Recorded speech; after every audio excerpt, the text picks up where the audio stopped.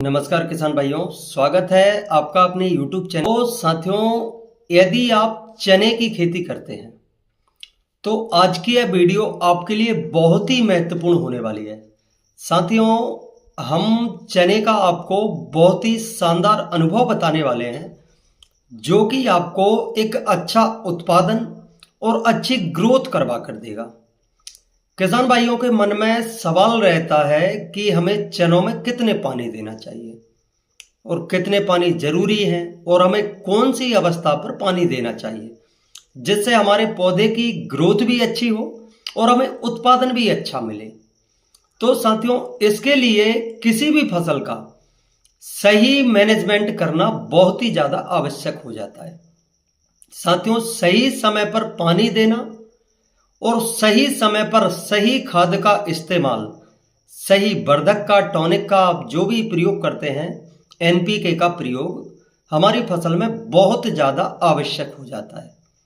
तो साथियों, अब बात है सही समय की। तो यदि हम बात करें सही समय, पानी देने का सही समय कब है और कौन सी खाद आपके लिए बहुत ज़्यादा उपयुक्त होने वाली है, इसके बारे में। तो इससे पहले यदि आप हमारे YouTube चैनल पर पहली बार आए हैं तो हमारे चैनल को सब्सक्राइब करें, जिससे हम आपको समय समय पर खेती किसानी से संबंधित सभी महत्वपूर्ण जानकारी उपलब्ध करा सकें। तो साथियों, कई किसान भाइयों के मन में सवाल रहता है कि आखिर चनों में कितने पानी देना चाहिए और कौन सी अवस्था पर पानी लगाएं जिससे हमें किसी भी प्रकार का कोई नुकसान भी ना हो और हमारी चनों की जो ग्रोथ है बहुत ही शानदार हो और हमें उत्पादन भी अच्छा मिले। तो इसके लिए आज के वीडियो आपके लिए बहुत ही महत्वपूर्ण होने वाली है। साथियों, चनों में 2 से 3 सिंचाई की आवश्यकता होती है जो थोड़ी सी मिट्टी के ऊपर डिपेंड करता है।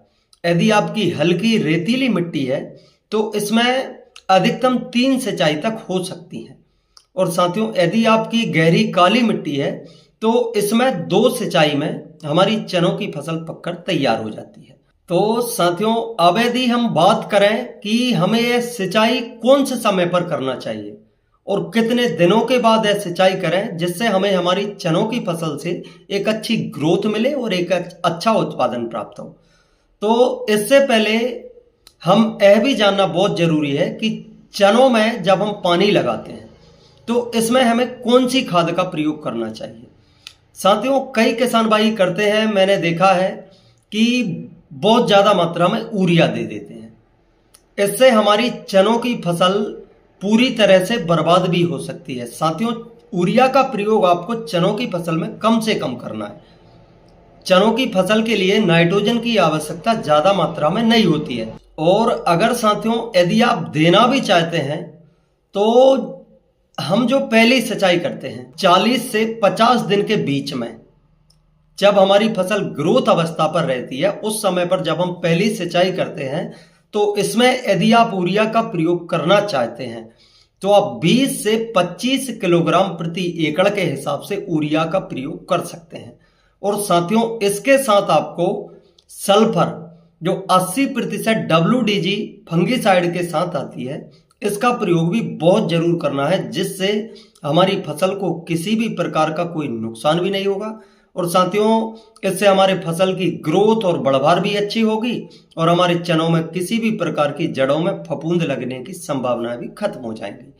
तो साथियों, खाद का यह विशेष आपको ध्यान रखना है कि इसमें यहाँ पे यूरिया का प्रयोग कम से कम मात्रा में करना है।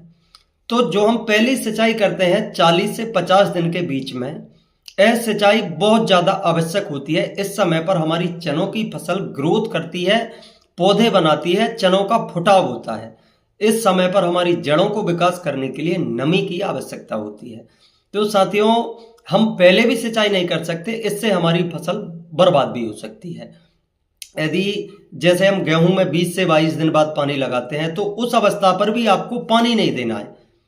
साथियों, यदि आप इतने जल्दी पानी रिटर्न करते हैं तो इससे हमारी जड़ों में उकटा रोग से संबंधित कई प्रकार की फफूंद जनित बीमारियां हमारी चनों की फसल को घेर लेंगी। इससे हमारे चनों में जो सूखने की समस्या है वह भी बहुत ज्यादा मात्रा में हो जाएगी। हाँ, यदि अब आपकी फसल में सूखने की समस्या कहीं बहुत ज़्यादा मात्रा में दिखाई दे रही है, दीमक बहुत ज़्यादा मात्रा में दिखाई दे रहे हैं, तो आप नोजल की सहायता से, स्प्रिंकलर की सहायता से पहला पानी कम मात्रा में दे सकते हैं, जिसमें आप यूरिया के साथ क्लोरोपाइरीफास या कोई भी कीटनाशक का प्रयोग आप कर सकते हैं, जिससे आपकी जो जड़ों में आने वाली दीमक की समस्या है, अन्य जो कीटों की समस्या है, पूरी तरह से दूर हो जाए। और साथियों, यदि फफूंद की वजह से सूखने की समस्या दिख रही है तो आप इसमें थाइपोनेट जो आता है फंगीसाइड, इसके साथ आपको प्रयोग करना है मैंकोजेब, जो हमारे आप साफ पाउडर का प्रयोग भी कर सकते हैं, जिसमें कार्बनडाजिम 12% और मैंकोजेब रहता है 63%। इसका प्रयोग भी आप उसके साथ मिक्स करके 300 ग्राम प्रति एकड़ थाइपोनेट और 300 ग्राम प्रति एकड़ कार्बनडाजिम मैंकोजेब का प्रयोग करें, जिससे आपको जो उकटा रोग की समस्या है इससे संबंधित बहुत ही शानदार समाधान मिलेगा। साथियों, यह हमारा खुद का प्रैक्टिकल किया हुआ है, इससे सूखने की समस्या पर बहुत ही शानदार परिणाम देखे गए हैं। अब बात आती है दूसरे पानी की। तो किसान भाइयों, यदि हम बात करें दूसरे पानी की, तो दूसरे पानी की जो अवस्था है वह हमारी चनों की फसल में होना चाहिए पलपट वाली अवस्था। फूल के बाद जो अवस्था आती है, आपको गलती से भी फूल आने के समय पर पानी नहीं देना है। साथियों, यदि आप इस समय पर पानी देते हैं तो आपकी फसल में फूल गिरने की समस्या भी बन सकती है और आपकी फसल की बढ़वार भी कम हो सकती है और फूलों की जो संख्या है वो भी कम हो जाएगी और कई प्रकार की जो फफूंद जनित बीमारियां होती हैं वह भी हमारी फसल को घेर लेंगी। तो साथियों, अब यदि हम बात करें दूसरी सिंचाई की, तो दूसरी सिंचाई आपको 75 से 85 दिन के आसपास या 70 से 80 दिन के आसपास भी आप कर सकते हैं। जो हमारे फूल के बाद वाली अवस्था होती है, जब फलियां बनना शुरू हो जाती है, उस अवस्था पर आप दूसरा पानी लगा सकते हैं। साथियों, इससे आपको आपकी चनों की फसल में एक बहुत ही शानदार फायदा देखने को मिलेगा। इससे हमारे जो दानों का भराव है वह भी अच्छे से होगा और फूल की अवस्था पर जब आप पानी नहीं देते हैं तो इससे आपकी फलियों की संख्या भी बहुत ज़्यादा बढ़ जाएगी और हमारा दाना भी अच्छी तरह से पूरे पोषक तत्वों के साथ पकेगा। और जैसे कहीं पर हल्की मिट्टी हो, यदि उसमें ज़रूरत पड़ती भी है, तो आप 105 से 110 दिन के अंतराल पर तीसरा पानी लगा सकते हैं, लेकिन ज़रूरत हो तब। यदि आपकी ज़्यादा हल्की मिट्टी है तो आप इसमें लगा सकते हैं, लेकिन आपको बिल्कुल हमारी फली बनकर तैयार हो जाती है, हमारे दाने भरकर तैयार हो जाते हैं, पर उसे अच्छे रस से पकने के लिए आप वह पानी दे सकते हैं, लेकिन ज़रूरत के हिसाब से, मिट्टी के हिसाब से यह निर्भर करता है।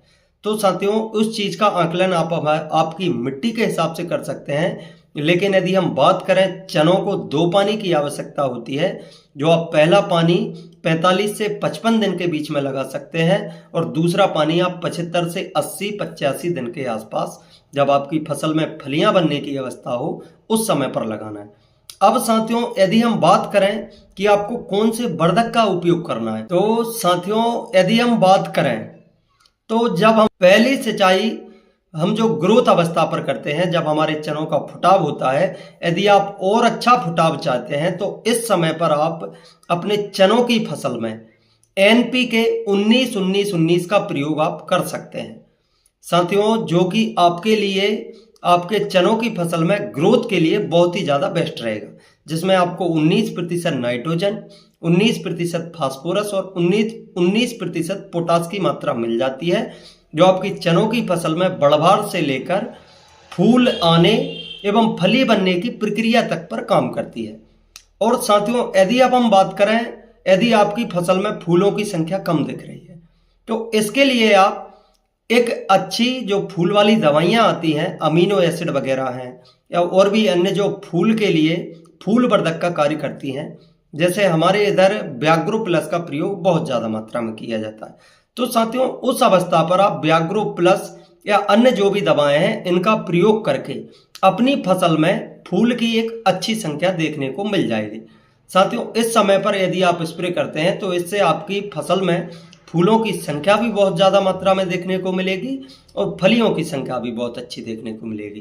किसान साथियों, जब आप पानी दें तो आपको सबसे पहला ध्यान यह रखना है कि चनों की फसल में पानी जरूरत से ज्यादा ना भरा पाए, जल जमाव ना हो। इससे आपकी फसल गिरने के चांस और आपकी जड़ों में फफूंद या अन्य सूखने की जो समस्याएं होती हैं यह बहुत ज्यादा मात्रा में देखने को मिल सकती हैं।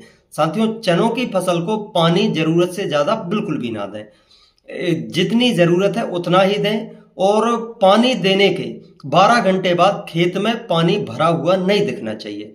तो किसान भाइयों, आज की वीडियो में इतना ही। ऐसे ही और अधिक वीडियो देखने के लिए जुड़े रहें हमारे YouTube चैनल से।